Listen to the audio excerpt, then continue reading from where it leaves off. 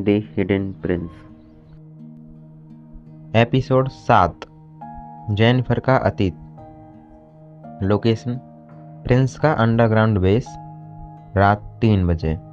Prince, Ayra और नील screen पर chip से निकले डाटा को एनालाइज कर रहे हैं। अचानक एक वीडियो फाइल सामने आती है जिसमें एक ब्लैक ऑप्स मिशन का फुटेज है। फुटेज में एक महिला है, तेज, निर्दयी, आंखों में जुनून, और उसका कोड नेम है JX7 और वही चेहरा है जेनिफर का। ये जेनिफर है। आयरा हैरानी से। नील, हाँ, और ये वीडियो सही है तो ये औरत कभी एक इंटरनेशनल हिटमैन टीम की हेड थी जो सरकारों को भी गिरा सकती थी। बारिश हो रही है। एक हवेली में गोलियों की आवाज़ गूंजती है। जेनिफर 25 साल की, बाल छोटे, आंखों में नफरत। वह एक हाई प्रोफाइल टारगेट को मार चुकी है और भाग रही है। तभी उसे एक छोटा बच्चा मिलता है, घायल और डरा हुआ। माँ, माँ, बच्चा चीख रहा था। जेनिफर उस बच्चे को देखकर रुक जाती है। उसका हाथ खून से लथपथ था। जेनिफर, अब से तू अकेला नहीं है प्रिंस। आयरा, तो ये तुम थी, तुमने प्रिंस को बचाया।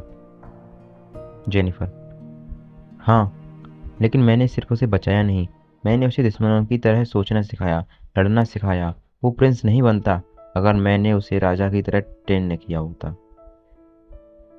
प्रिंस धीरे से, वो मेरी माँ नहीं थी, पर उससे ज़्यादा कोई और नहीं रही।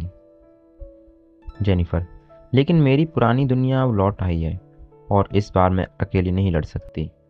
बलराज एक फाइल पढ़ रहा है जिसमें जेनिफर की पुरानी मर्डर लिस्ट है। उसके पास बैठा है एक बुजुर्ग लेकिन ताकतवर आदमी, दी किंग।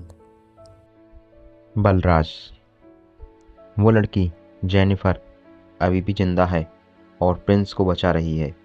दी किंग, तो अब उसे उसकी मौत के सबसे करीब भेजो, उसके अतीत से। बलराज, कौन?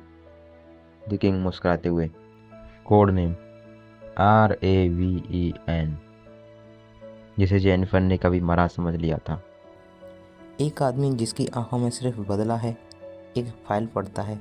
उसमें लिखा है टारगेट JX7 यानी जेनिफर। आयरा, तो जेनिफर का अतीत ही अब हमारी सबसे बड़ी कमजोरी है। प्रिंस, नहीं, वो हमारी सबसे बड़ी ताकत है, लेकिन अगर वो खुद को खो बैठी तो हम सब टूट जाएंगे। अब कहानी का खेल सिर्फ सीक्रेट डॉक्यूमेंट या डेंजरस दुश्मनों का नहीं है। अब यह है पुराने रिश्तों, अधूरी लड़ाइयों और पैसों से बड़ी कीमतों का। क्या होगा अगले भाग में, सुनने के लिए बने रहिए ऑडियो पर।